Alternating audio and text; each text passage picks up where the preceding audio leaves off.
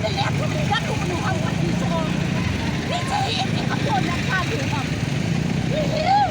นี่ตาเห็นที่หัวอยู่อ่ะนี่จะอยากกระโดดเตี้ยกี่หาที่อันนี้อะไรอ่ะโอ้สองสักกระเสียตั้งหูเล่าเจ้าคุณเราเล่นเขาเด็กเราเล่าจะการถูก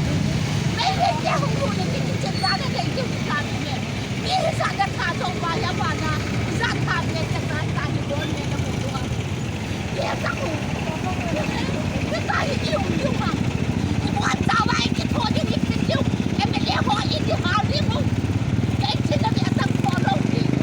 มันจะการลงดีเสียอมวยเป็นซองอันนั้นไปแล้วที่หาลีโก้อาจารย์ส่งตลอดที่เสียเชล่าอันนั้นหนูว่าเพราะว่าที่เชล่าเองที่คนมันจะเยอะที่คนอะไรกันเองตัวมันที่เนี่ยสลัดเยอะที่คนอะไรกันเองกันเองที่ว่านี่ที่ลูกเสียลงลายอยู่อ่ะนี่ขันแหลมว่ามาลูกเจี๊ยบเราว่าน้ำอยู่นี่นี่ส่วนลูกเจี๊ยบเราเจียนี่ว่าจะพร้อมแล้วกันเจียวลังพร้อมแล้วกันเจียวลงแล้วนะคุณคนนั้นที่สิ่งที่ยาเฮียกาสายเจียกันนี่ก็จะ